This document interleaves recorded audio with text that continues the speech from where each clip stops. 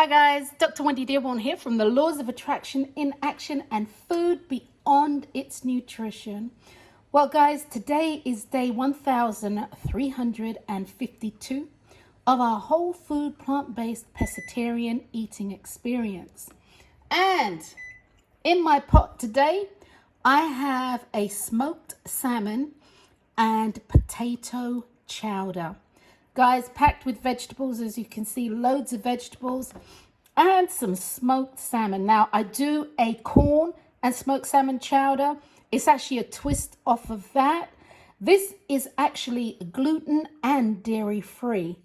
So guys, yeah, I'm looking forward to trying this out. I'm going to have some Cheddar Bay biscuits that are currently baking right now.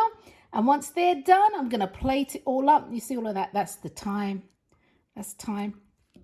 Yeah, once I've done all that, I'm going to plate it up. And I am looking forward to tucking into this. Bon appetit. I'm going to eat this deliciousness on a plate.